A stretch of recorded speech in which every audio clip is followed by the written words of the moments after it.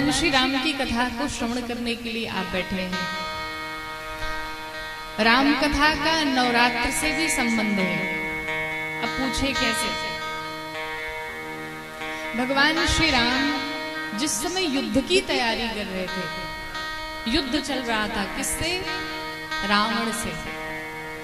जब रावण से युद्ध प्रारंभ हुआ, चलते चलते कई दिन बीत गए और जिस दिन रावण युद्ध करने पहुंचा, उस दिन ऐसी लड़ाई की रावण ने कि सब मूर्छित हो गए, सब बेहोश हो गए, सब परेशान हो गए। उस समय भगवान श्री राम भी बड़े हतोत्साहित हो गए, परेशान से हो गए। जाकर के शिविर में बड़े शांत मन से भगवान श्री राम बैठे हुए हैं। उस समय जामवंत जी आए, जो कि उस पूरी टीम में सबसे बुजुर्ग थे।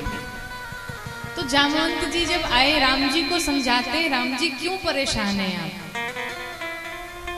युद्ध में सब चलता रहता है, कभी किसी का दिन होता, कभी किसी का दिन होता है। चलो कोई बात नहीं, आज रावण का दिन था तो रावण ने विजय पाई, पर निश्चित रूप से एक ना एक दिन विजय हमारी ही होगी। उस समय भगवान श्री राम ने जामवंत जी से कहा, जामवंत जी मैं इसलिए परेशान नहीं हूं कि आज रावण युद्ध जीत करके गया, बल्कि परेशान मैं इस बात से हूं कि जिस समय रावण युद्ध कर रहा था, उस समय रावण युद्ध नहीं कर रहा था, उसके साथ कोई दिव्य शक्ति लड़ रही थी हमसे। आदि शक्ति की बात करते हैं। जामवंत जी ने कहा, अगर ऐसी बात है तो हम एक काम करते, आप भी आदि शक्ति की पूजा करो। भगवान श्री राम कहते, मुझे दुख इस बात का हुआ कि मैं धर्म पूर्वक युद्ध कर रहा हूं तो शक्ति हमारे साथ नहीं है और रावण अधर्म की लड़ाई लड़ रहा है, तो आदि शक्ति उसके साथ है, बड़ी विडंबना है। जामवंत जी ने कहा, परेशान मत हो, आप शक्ति की उपासना करो। और तब भगवान श्री राम ने 9 दिनों तक मां आदि शक्ति की पूजा की। जो हम लोग नवरात्रि मनाते हैं ना, 9 दिन की उपासना साधना करते हैं, तो उस समय भगवान श्री राम ने 9 दिन की उपासना की, 9 दिन मैया रानी की, मां आदिशक्ति की पूजा की। 108 कमल के पुष्प लेकर के भगवान आए और मैया आदिशक्ति के ध्यान में अवस्थित हुए। ध्यान में भगवान बैठे, 107 पुष्प भगवान चढ़ा चुके थे। कितने? 107। एक पुष्प मात्र बचा हुआ था, भगवान की पूजा बची हुई थी।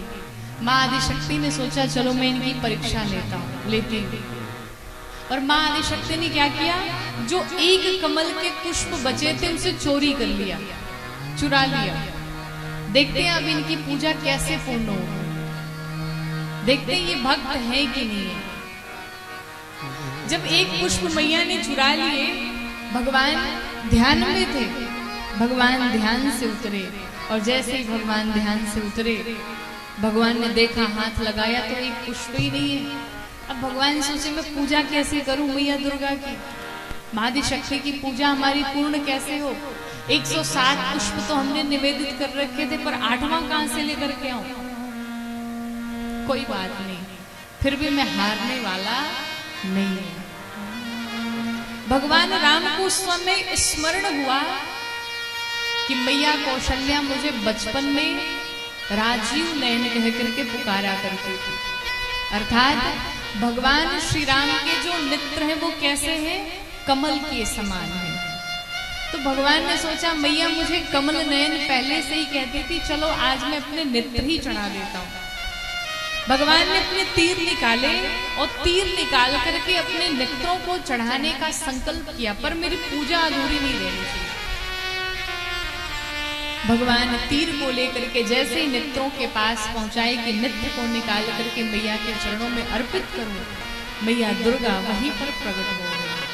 और भगवान राम को जब मैया ने दर्शन दिया, भगवान राम मैया के चरणों में प्रणाम करते हैं और तब मां आदिशक्ति मां दुर्गा ने भगवान राम को वरदान दिया कि आपने जिस संकल्प हेतु ये हमारा पूजन किया, हमारी आराधना की, हमारी अर्चना की, वो आपका जो संकल्प है वो निश्चित रूप से पूर्ण होगा, अर्थात युद्ध में आप विजयी होंगे। बोलो आदिशक्ति मैया